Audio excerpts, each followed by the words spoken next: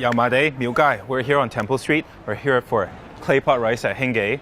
And chef says he's about to put 20 of them on the stove at the same time. So we're going to go take a look at what's going on.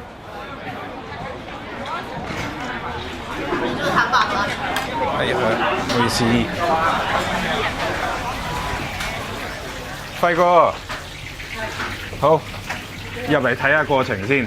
Okay, so welcome to the clay pot kitchen. This is Faigo. Faigo is a chef. He's been here for like 20 years basically.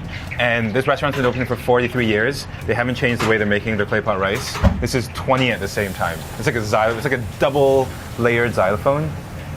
First things first, he's turning everything up to a super high heat. Water goes in. The good thing about this clay pot is that it gets super hot really quickly, and then he's going to reduce the flame to try to get that nice fan jiu, that crispy rice bottom. The reason why you can only have clay pot rice like this in Hong Kong is because what you're tasting is technique and craftsmanship. Every decision that the chef makes, his philosophy and his sense of style sums into that pot of rice. And it's just so technical, dude. Like, they've been here for 40-something years, and every pot is this good. If you come over here, dude, this is all of the toppings. One of my favorite things about clay pot rice is that it's totally customizable. Whatever you want on top of your rice, you can get. Different color-coded orders, 60-something types of rice toppings I think they have here. Some of them are a little bit new, like later you might spot cured meats. Sausages, bacon. This place, Hingge, they specialize in one type of liver sausage that has foie gras. Really, it's actually a goose liver. First step is over. Rice is partially cooked, and that rice is finished absorbing all of that water. So he's gonna slow down the momentum of the cook, and each and every topping is gonna go on. Dude, 20 at the same time is actually freaking ridiculous. Here's the lowdown. Clay pot rice comes down to a question of philosophy and style. Every single component of the clay pot rice, because it's so simple of a dish, can be changed, and different chefs will have different approaches. The clay pot rice is an ecosystem, which means that as it's slowly cooking, the steam's gonna rise up to the top. It's gonna start cooking the meat and the flavorful toppings, and all of that is going to slowly drip downwards in the form of fat, in the form of flavor, and in the form of like umami.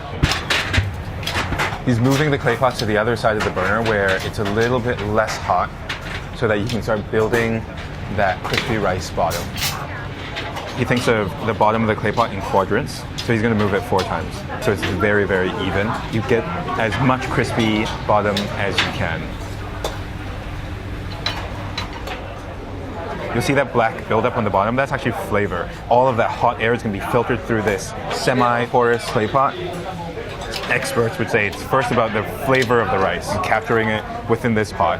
But second of all, it's also about building a myriad of textures. There's the fluffy, fragrant rice over the top. There's a rice that is almost logged with like oil and grease and flavor from the toppings that drip down onto it. And then there's that crispy thing on the bottom.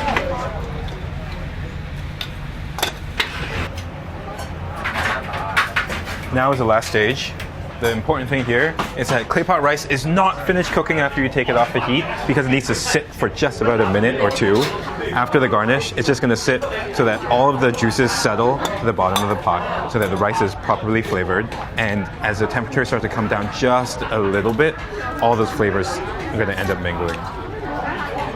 You also need the residual heat on the clay pot itself to build that final crispy texture on the bottom of the pot.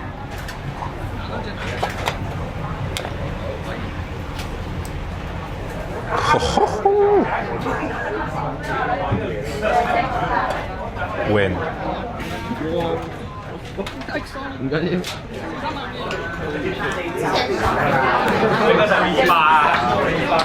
Dude, here it comes.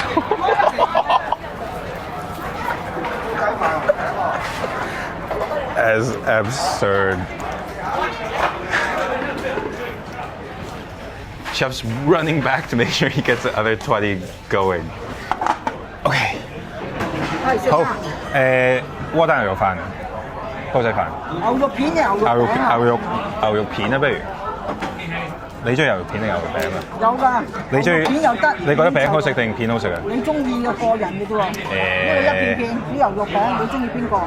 餅啦。I ordered the beef patty with a raw egg over the top, which is a classic. And the second I ordered was a yellow eel with the white eel and the foie gras goose liver sausage. Let's talk about the rice. My opinion is that jasmine rice has to be soaked because you need it to cook quickly. Otherwise, the inside of your rice might become like al dente, which is not a good thing for Chinese-style rice. Some people say that a short grain rice, usually from northern China or Japan, might be a little bit more fragrant. Some people believe that the long grain jasmine rice, which is what, us Hong Kong people like, is a little bit more flavorful, might have a little bit better of a texture. Some people do mixes. Here, they do Thai jasmine rice.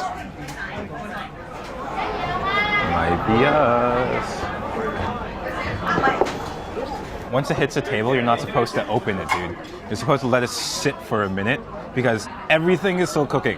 That heat is critical right now. Any of those like flavor particles that are too excited inside to like calm down a little bit and seep into each other. So we're gonna sit patiently for about a minute and not open this as badly as you want this thumbnail shot.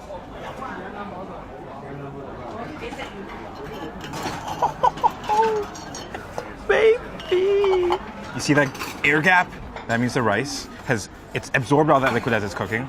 And then as it's cooking, it's starting to dry and dry and dry. And because it's separated a little bit like this, then you know it's crispy. If you put oil into this, it would have deep fried. Yes, it would be crispy, but it would taste like oil. This is very special. Clay pot rice issues this mating call to Hong Kong people once it starts to get cold. First gust that rolls in through the Victoria Harbour, people start yelling and clamoring for clay pot rice. That soy sauce, the soul of the clay pot rice, we're just gonna mix all of this together. It's not just soy sauce out of the bottle. It's seasoned soy sauce. It's got sugar in it. He makes it with aromatics. Stir-fried a bunch of ginger, garlic, onion, that sort of stuff. Secret spice. The heat of the rice is gonna help steam that egg, help it finish cooking. It's almost like a call and response thing, where there's a little bit of like that ginger and onion that's inside of that soy sauce. It's like calling the flavors of the ginger and the scallions and stuff inside of the rice itself out. It like coaxes everything out. Just like teases out all those flavors. Really high quality beef. One thing we Hong Kong people like about beef and pork patties in general is we like to move it. We like to mix a lot. The texture is developed by extending those like protein chains, and all he's doing is like mixing and mixing and working and working and working it. So it's a little bit like the inside of a dumpling. A little bit like a bouncy meatball. It's such a technical dish. I feel like maybe chef is putting it on today. I know it's good. It's like not supposed to be this good. The whole choice of toppings is that it needs to have enough fat. Eel is a perfect fish for this. If you use like tilapia or whatever, it would not produce this effect because the fat wouldn't drip down, it wouldn't flavor the rice. You get that like toastiness of that jasmine rice, and then you get a little bit of that grease that came off of that eel, that fattiness that just drips down. All of it's captured inside of this ecosystem, inside of this environment. That's like goose liver. It's quite fatty. I like more than foie gras, to be honest. But I can't wait to get to the bottom. Ready?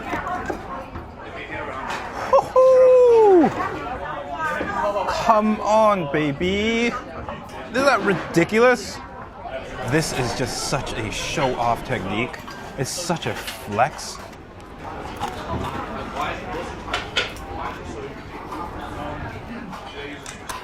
A freaking like textural delight. The rice has absorbed all this moisture. He's taking so much patience and so much effort to coax all that rice water out, so it's just the flavor of the rice left. Now, two philosophies. Some people mix the crispy thing inside. Chef says, bad idea. It should be two courses. First thing, everything on top of the rice, fluffy texture, and then go for the crispy stuff, because it needs time to develop. This is what you're supposed to end up with. Just the bottom of the rice. And you're supposed to just eat this as the final bit. That's that extra little delight you get to have. A bunch of people in the comments probably going, I've seen better crispy rice. Have you heard of tadig, where we cook it with yogurt and oil?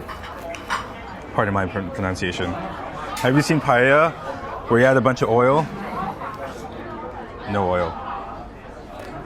When I was 16, I started cooking in Hong Kong. I had the audacity of calling myself the clay pot kid because in Cantonese it's bo zai. You know how like rappers have rapper names, some chefs have chef names, the Curious Cook, Momo Fu, whatever it is, Lucky Peach. Mine when I was a kid was the clay pot kid because this is the first dish that I learned how to cook, and it honestly might be my favorite dish in Hong Kong.